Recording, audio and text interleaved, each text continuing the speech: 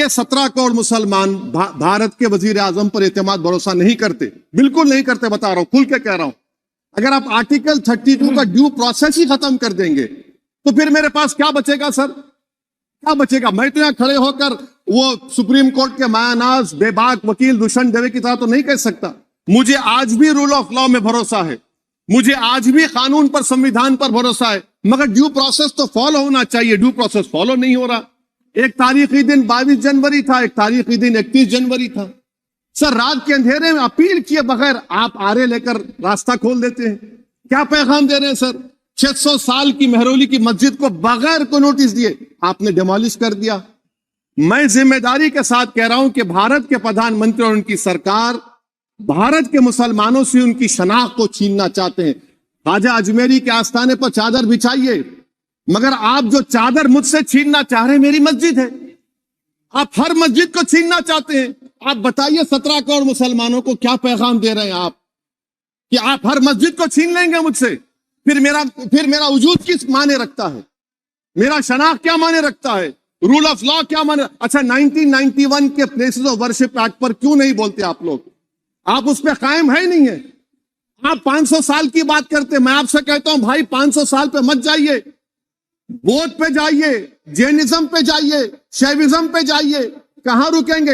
अरे इस देश को आजादी मिली 47 में, संविधान मिला हमको बाबा साहब अंबेडकर का बराबरी का। उससे पहले तो राजा रजवाड़े थे, जमहूरियत नहीं थी, लोकतंत्र नहीं था, मगर आप उसको उस बारे में लेके जाते। अरे 500 साल आगे क्या होगा बताइए?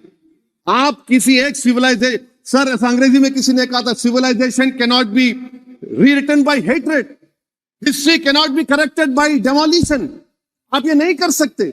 और मैं उम्मीद करता हूं कि जब मौर्ख तारीख लिखेगा, नरेंद्र मोदी इस मुल्क में तारीख लिखना चाहते हैं। क्या तारीख लिखना चाहते हैं? कि मैंने इस देश को, गांधी अंबेडकर के देश को मैंने हिंदू राष्ट्र बना दिया। मैं उम्मीद करता हूं कि हमारे भारत के हमारे हिंदू भाई देश के प्रधानमंत्री की सोच को नाकाम करेंगे। उन पर है, अब देखते हैं क्या होता है। सर नेबरहुड फर्स्ट की पॉलिसी है। नेबरहुड फर्स्ट क्या हो रहा है सर? हम सोशल मीडिया के जरिए फॉरेन पॉलिसी चला रहे हैं। मालदीव छोटा मुल्क, वो हमको आंख दिखा रहा है, चीन की गोद में बैठ गया। हमारे लद्दाख में हमारे जो लोग जानवर को लेकर घास चराए जाते, वहां पर चीन की आर्मी आके रोक रही। बताइए, बांग्लादेश चीन की गोद में बैठा हुआ है।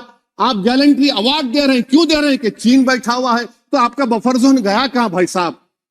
आपका बफर जोन तो कहां गया नहीं मालूम, गायब हो गया बफर जोन। और दूसरी बात सर, आप ये भी देख लीजिए कि यहां पर मैं आपको इंपॉर्टेंट पॉइंट ये बताना चाह रहा हूं सर। ये हम बोलते हैं India middle east economic corridor, कितना पैसा है बताइए? वो नहीं बताया जाता। अच्छा सर, सबसे तकलीफदेह बात मेरे लिए है कि भारत ने यूनेस्को का इलेक्शन पाकिस्तान से हार गया। हम पाकिस्तान से हार गए, ये आपकी फॉरेन पॉलिसी है। यूनेस्को का इलेक्शन हम पाकिस्तान से हार गए। अच्छा, मामला इजराइल का, फलस्तीन का, गाजा का आया। अक्टूबर में 10,000 लोग मर गए, हमने यूएन में सीज फायर की तायीद नहीं की।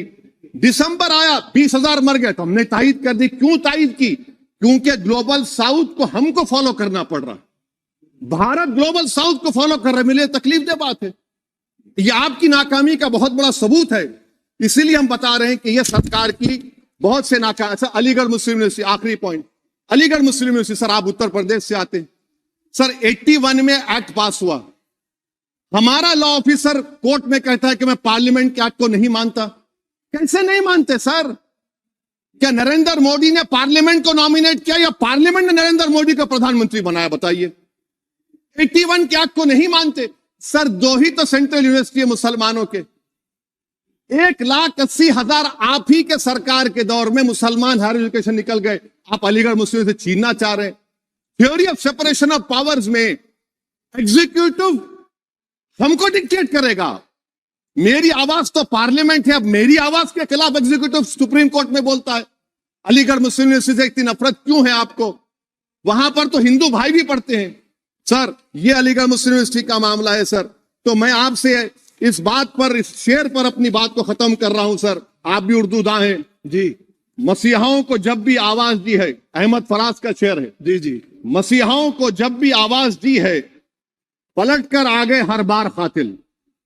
मसीहाओं को जब भी आवाज दी है पलट कर आ गए हर बार कातिल। वहां क्या दाद खाही क्या गवाही, वहां क्या दाद खाही क्या गवाही, जहां हो मुंसिफों के यार कातिल। सर, मैं फिर से हुकूमत से मुतालबा करता हूं कि अल्पसंख्यक समाज के बजट के स्कॉलरशिप को आप डिमांड ड्रिवन करिए। भारत के प्रधानमंत्री प्रधान सेवक रहिए, आप कोई प्रीस किंग मत बन जाइए। आप जीतेंगे, कौन जीतेंगे देश तय करेगा, मगर याद रखिए 17 करोड़ मुसलमान आज गम और गुस्से में हैं और इस बात को महसूस कर रहे हैं, इस बात को महसूस कर रहे हैं कि प्रधानमंत्री को हम नोट नहीं दिए मगर हमारा प्रधानमंत्री है। आखिर ये प्रधानमंत्री 17 करोड़ मुसलमानों की उनकी शनाख्त को कैसे मिटा रहे हैं, कैसे उनको आप मार्जिनलाइज कर रहे हैं। इसीलिए सर मैं उम्मीद करता हूं कि हमारे सेकुलरिज्म जो है वो, मैं पॉलिटिकल सेकुलरिज्म कभी नहीं माना, जो सेकुलरिज्म संविधान में लिखा गया उसकी हिफाजत करेंगे। मुल्क अहम है, वरना याद रखिए आप चुनाव जीते या हारे, मगर अगर आप 17 करोड़ एक जनता को आप गैर यकीनी कैफियत पैदा कर देंगे, ये देश के हित में नहीं होगा। बल्कि हम तो उम्मीद कर रहे हैं कि ड्यू प्रोसेस अदालत फॉलो करेगी। अदालत अगर एक तरफा फैसले करेगी तो गलत होगा। सर बहुत बहुत शुक्रिया।